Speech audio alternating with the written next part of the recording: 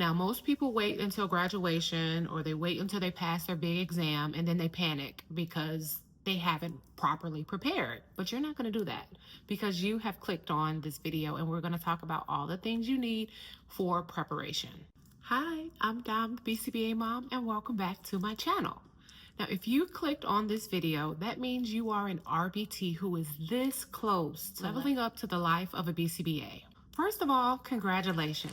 This is a major milestone and we want to celebrate you right where you are right now, but also set you up for future you. And second, welcome to this video. It's going to save you months of confusion in the future. Today, we're going to talk about the exact steps you need to transition from an RBT to a BCBA without the guesswork. We're talking leadership skills, writing treatment plans, parent training, CEUs, and how to negotiate that new salary like you know your worth. So grab a notebook, grab your favorite drink or a snack. You know we don't judge here, and let's get right into it.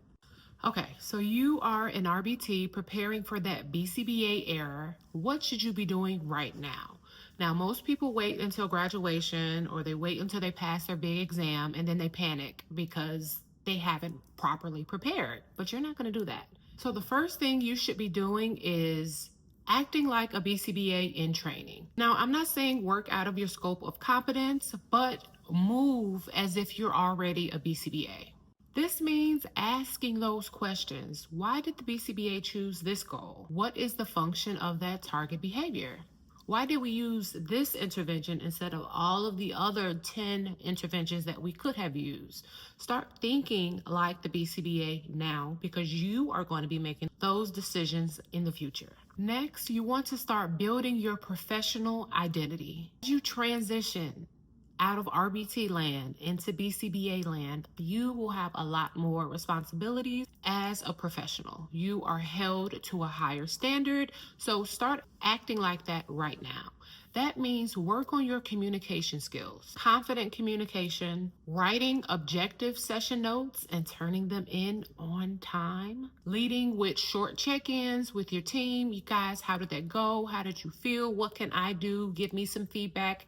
And then asking your supervisor as many questions as you can, because this may be the only time that you have someone that is holding your hand during this process. You will be in the leadership role. So use this opportunity to ask as many clarifying questions as you can. In this new era, you're not just learning ABA, you're learning how to be responsible for ABA. So be that professional that we all know. Next, let's talk about some leadership skills. Listen, being a BCBA is about 40% clinical and about 60% leadership. I've said this in previous videos. The minute you become a BCBA, you are considered a leader, a supervisor in some sorts. You're responsible for training and research and making clinical decisions fluently. You will lead teams, you will train people, and you are responsible for giving people feedback that doesn't make them cry. So let's work on some of the top leadership skills, starting with clear communication. How can you get the feedback out clear, concise, without it becoming a TED Talk, right? Because don't nobody have time for all of that. So get in the habit of providing feedback, even if it's to your peers, to your supervisor, or just do mock feedback with some of your friends or colleagues. That was actually the hardest part for me when I became a BCBA. I didn't want to tell people like the negative things that they're doing. I didn't want to hurt their feelings. I didn't want to be that girl. But when you don't provide feedback, then you are allowing someone to carry out procedures incorrectly, which can impede the fidelity of services or the treatment integrity. You can do this by modeling the correct behavior before you explain it. So me, I'm a visual learner. You're gonna notice there are so many visuals in my video. That's how I learn, and that's also how I teach. So if you have feedback for someone, you may wanna start by modeling it in your own session. And then always remember to provide lots and lots of reinforcement. We don't just provide reinforcement to our clients, we provide reinforcement to our supervisees, to the parents we serve, to anybody who's on the clinical team, right? Everybody loves a good high five, good job, you're on a roll, positive reinforcement or negative reinforcement. So get in the habit of using reinforcement procedures for everyone that's on your team. Now we want to practice some self-management skills. That includes setting clear boundaries, documentation, ongoing learning, setting your schedule every single week. If I did not write it down, it is not going to happen. Setting clear boundaries. These are my work hours. These are the time that I am not working. Documentation. You didn't document it, it's like it didn't happen. Ongoing learning. As a BCBA, we should always be learning.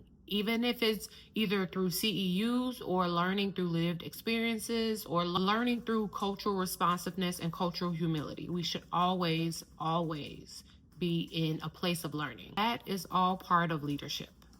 Next, you want to get really good at writing treatment plans. So I created a video on how to write treatment plans. You can definitely watch that video after this video. I won't get too much into treatment plans, but I would say my very first year or first 2 years as a BCBA, I probably wrote, I don't know, 24 treatment plans. So that is your job. That is the expectation. And the first few aren't going to be that great. So practice now. You can ask your BCBA now, hey, can I write the antecedent strategies to the treatment plan? Can I help conduct the functional behavior assessment? Can I help with the interviews with the parents? Can I do some of the file review? Just ask if you can contribute on certain portions of the treatment plan while you're still under supervision. So by the time it's your job to write a treatment plan, you are top tier. But remember, your treatment plan should include objective and measurable goals, baseline data, the target behaviors, operational definition, the function of behaviors, antecedent strategies, consequence strategies, data collection method. How are you going to collect that data? Frequency? Oh, okay. Great choice. Caregiver involvement and a crisis or safety procedure. Next, let's get into your role of conducting parent training. Parent training can be either where you shine or sweat. So this is when a lot of us begin to shrink or get really nervous or like, I don't really want to conduct parent trainings. I don't know why, but the parents that we work with, they want to learn this skill. So you just need to speak to them in a language they can understand, and you need to identify what is the function of their behavior. Also identify what reinforces their behavior. My first piece of advice is to always build rapport first. Start a session asking them, hey, how was your week? How was that party that you were talking to me about last week? How are things going at work?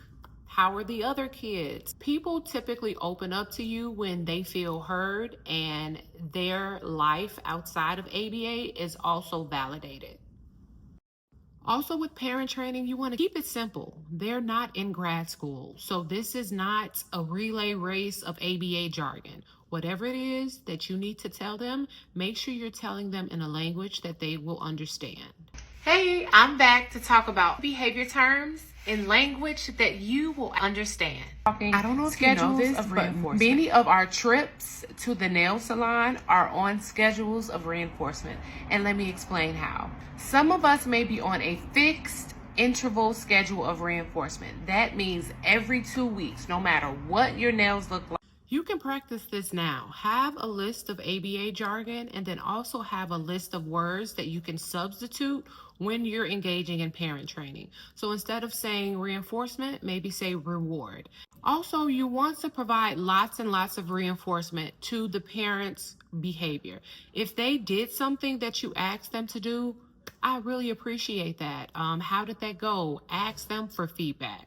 Remember, we're not just using ABA with our clients, we're using it with the whole entire team. Also remember that when you become a BCBA, you are required to get 32 hours of continuing education units or CEUs. I've said this before, I'm going to say it again. Do not cram all of your 32 CEUs into 1 month. That is not how it is designed. Every other month, Take some CEU classes. Look for CEUs that will help you with cultural humility, supervision, ethics, trauma-informed ABA, OBM, treatment plan writing, assessment, caregiver collaboration, adult learning, and mental health with ABA. These are some of the things that they may not teach you in the classroom, but it is your responsibility to learn it. Next, let's talk about how to negotiate your salary. Because as I mentioned in a previous video, as soon as you become a BCBA, the first thing you're going to notice is your income will change drastically. So let's get into how to negotiate the perfect salary. Do your research. Know how much the average BCBA is getting paid in your state as an entry-level BCBA and then as a BCBA who has lots and lots of experience. Don't say things like, I'm open to anything, because that's how you get underpaid and overworked. Ask the right questions. For example, what is the maximum caseload? How many hours of indirect billable hours do I have for admin work? What is the training structure? Is there paid travel or is there reimbursement for mileage? And what is the expectations for documentation? You give them a number, say it with your chest. Say it with confidence. Don't say, I guess you can give me like 56, 57. No. Find that number and say it. Say it calmly, confidently, and then stop talking. But also consider the whole package. That's flexibility, benefits, PTO, caseload size, and culture of the whole entire company. Money matters, but burnout costs more. Okay, before we close, I'm just going to give you some bonus tips of things I wish somebody would have told me my first year as a BCBA. We're going to do this really quick. Document everything. Your future self will thank you.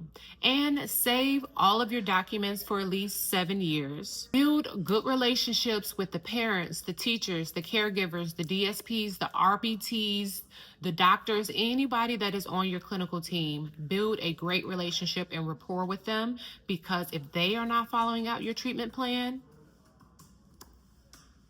what's the point of writing it? Always stay curious.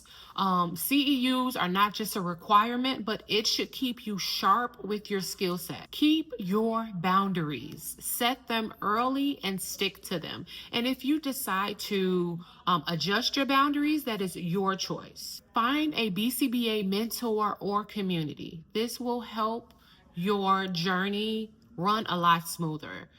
We are not meant to do this field alone, even though it feels like a lot of us are working in isolation. It's a lot better in community. Practice humility. Grad school gives you the knowledge, but experience gives you the wisdom. Always treat people like a person first, even when you're in a leadership role. And then self-care is priority. Your clients need you to be regulated in order to provide the best, effective, and efficient service. All right, so if this video helped you at all, please do not hesitate to hit that subscribe button, like this video, share it with another transitioning future BCBA, and I will see you on the next one. Bye.